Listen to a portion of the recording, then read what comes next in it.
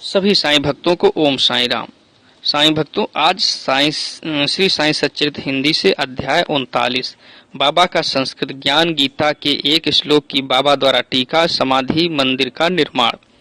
इस अध्याय में बाबा ने गीता के एक श्लोक का अर्थ समझाया है। कुछ लोगों की ऐसी धारणा थी कि बाबा को संस्कृत भाषा का ज्ञान न था और नाना साहेब की भी उनके प्रति ऐसी ही धारणा थी। इसका खंडन हेमाड पंत ने मूल मराठी ग्रंथ के 50वें अध्याय में किया है। दोनों अध्यायों का विषय एक सा होने के कारण वे यहाँ सम्मिलित रूप में दिए जाते हैं। प्रस्तावना। शिरडी के सौभाग्य का वर्णन कौन कर सकता है। श्री द्वारिका माई भी धन्य हैं, जहाँ श्री साईं ने आकर निवास किया और वहीं समाधिस्थ हुए। शिरडी के नर नारी भी धन्य हैं, जिन्हें साईं ने पधार कर अनुग्रहित किया और जिनके प्रेमवश ही वे दूर से चलकर वहां आए।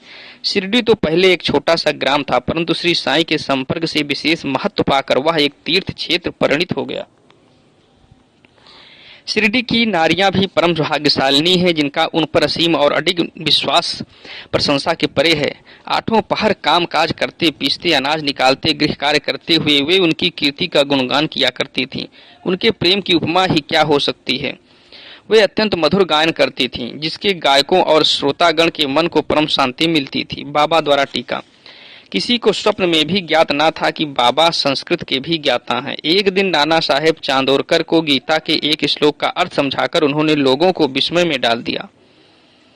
इसका संक्षिप्त वर्णन सेवानिवृत्त मामलतदार श्री बी हुई देव ने मराठी साईं लीला पत्रिका के भाग 4 स्फुट विषय पृष्ठ 563 में छपवाया है। इसका संक्षिप्त विवरण साईं बाबाज कैरेक्टर्स एंड सेइंग्स पुस्तक के 61वें पृष्ठ पर the wondrous Saint Sai Baba के पृष्ठ 36 पर भी छपा है। ये दोनों पुस्तकें श्री बी वी नरसिंह स्वामी द्वारा रचित हैं।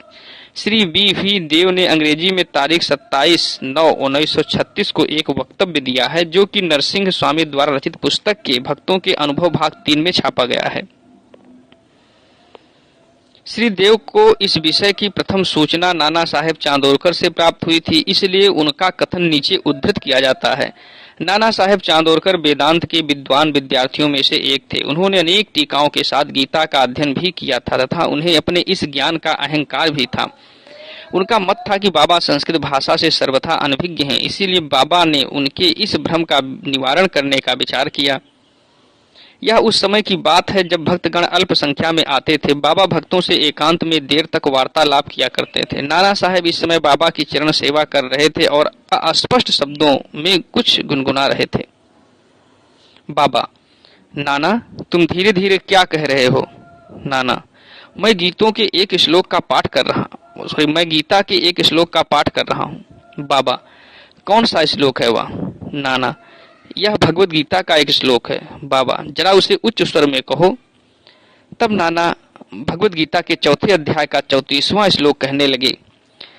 तद्विद्धि प्रणिपातेन परिप्रश्नेन सेवया उपदेक्ष्यन्ति ते ज्ञानम ज्ञानिनस्तत्त्वदर्शिनः। बाबा: नाना, क्या तुम्हें इसका अर्थ विदित है। नाना: जी महाराज। बाबा: यदि विदित है तो मुझे भी सुनाओ। नाना: इसका अर्थ है तत्व को जानने वाले ज्ञानी पुरुषों को भली प्रकार दंडवत कर सेवा और निष्कपट भाव से किए गए प्रश्न द्वारा उस ज्ञान को जान वे ज्ञानी जिन्हें सदवस्तु ब्रह्म की प्राप्ति हो चुकी है तुझे ज्ञान का उपदेश देंगे।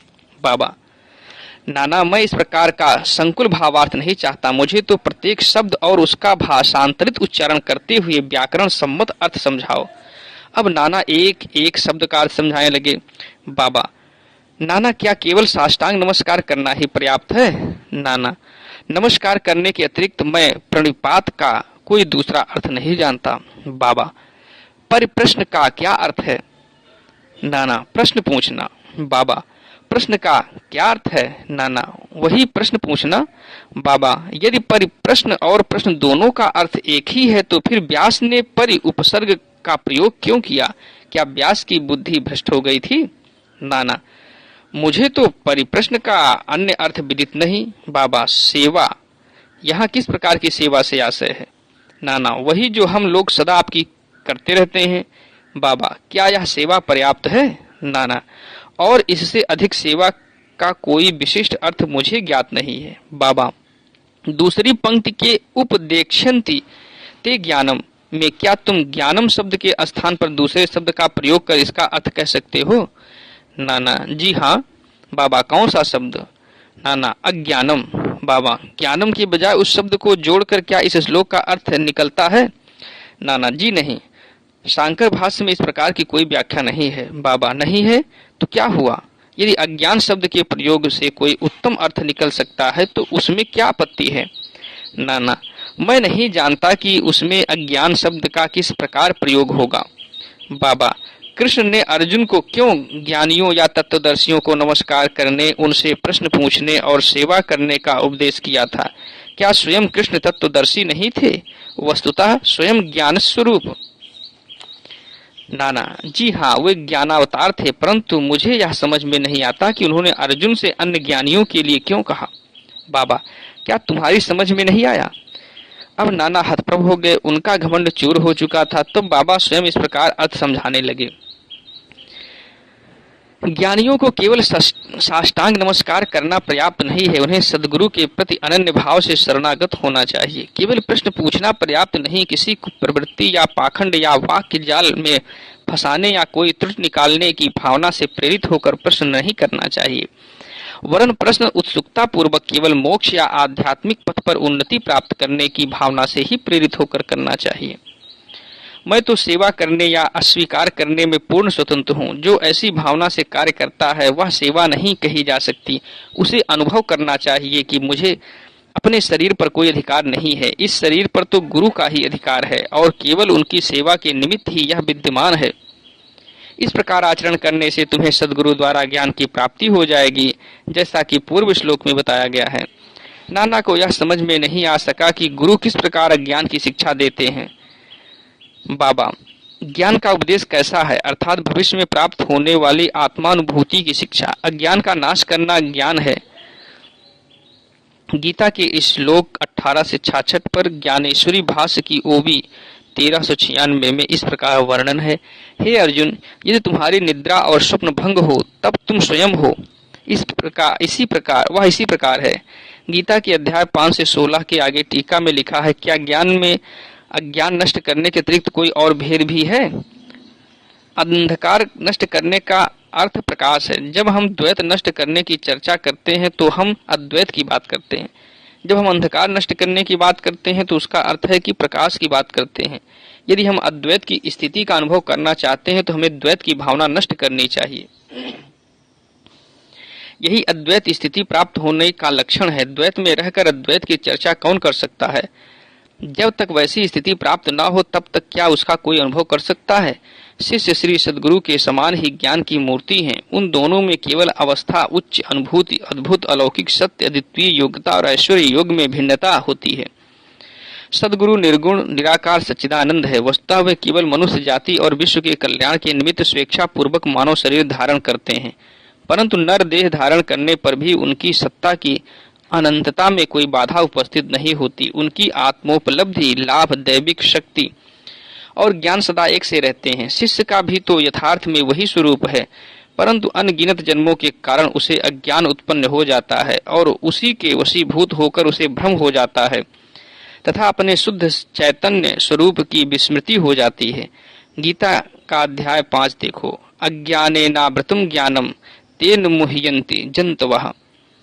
जैसा कि यहाँ बतलाया गया है, उसे भ्रम हो जाता है कि मैं जीव हूँ, एक प्राणी हूँ, दुर्बल और असहाय हूँ। गुरु इस अज्ञान रूपी जड़ को काट कर फेंक देता है और इसलिए उसे उपदेश करना पड़ता है। ऐसे शिष्य को जो जन्म जन्मांतरों से यह धारणा करता आया है कि मैं तो जीव, दुर्बल और असहाय हूँ, गुरु सैकड़ों जन्मों तक ऐसी शिक्षा देते हैं कि तुम ही ईश्वर हो, सर्वशक्तिमान हो और समर्थ हो।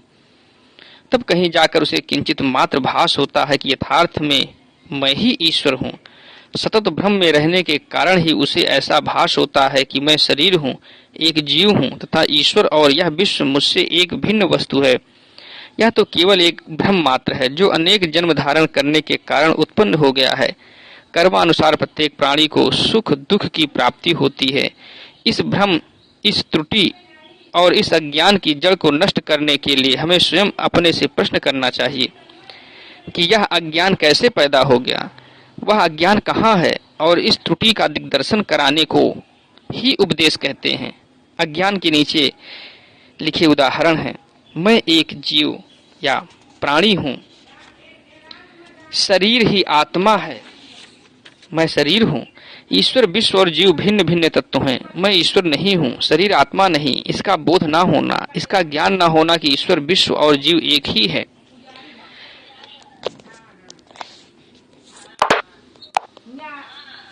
जब तक इन त्रुटियों का उसे दिग्दर्शन नहीं कराया जाता, तब तक शिष्य को यह कभी अनुभव नहीं हो सकता कि ईश्वर, जीव और शरीर क्या है, उनमें क्या अन्योन्याश्रित संबंध है तथा वे परस्पर भिन्न हैं या अभिन्न हैं अथवा एक ही हैं।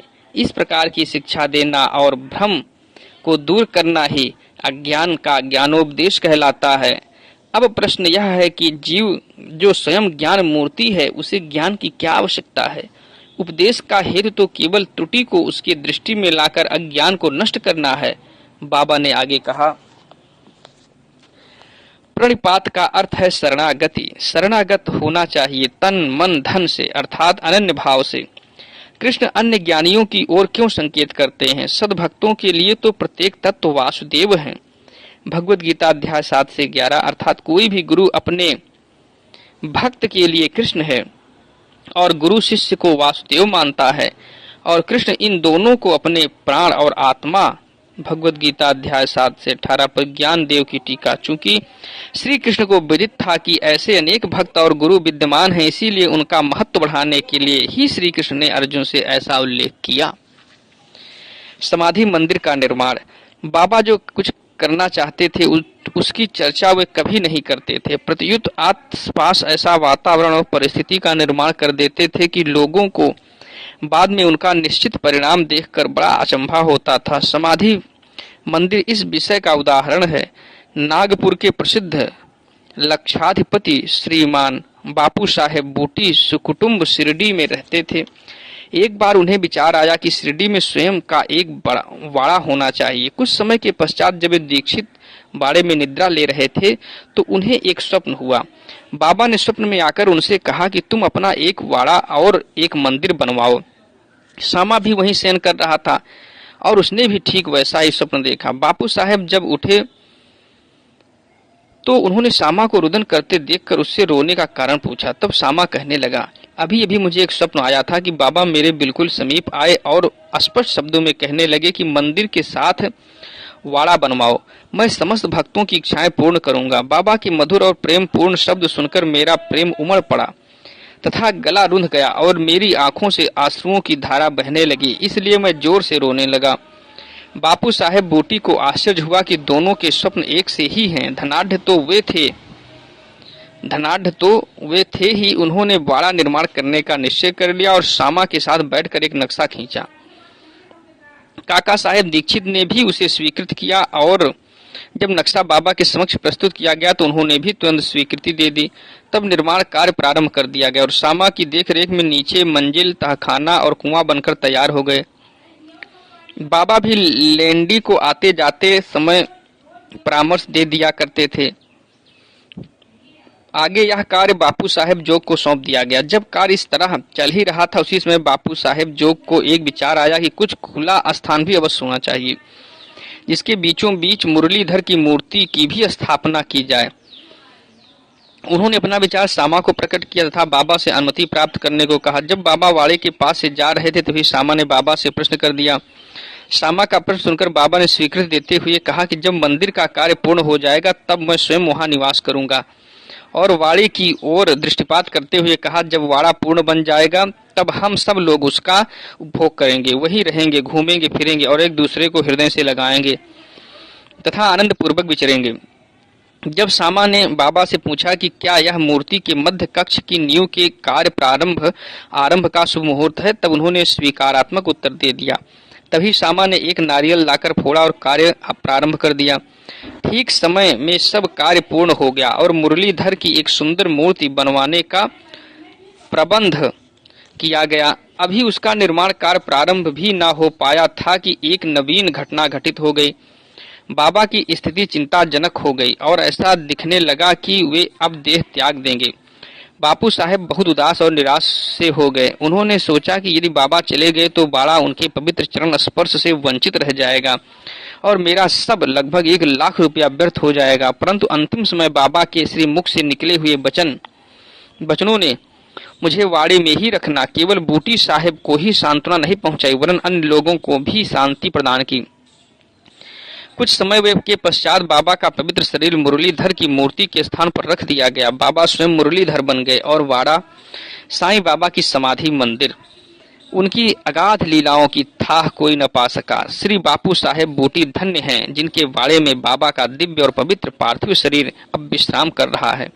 श्री सद्गुरु साईनाथ अर्पण मस्तु। शुभम भवतु। बोलिए सच्चिदानंद सद्गुरु साईनाथ महाराज की जय। साईं भक्तों, वीडियो देखने के लिए धन्यवाद। आपका दिन शुभ हो।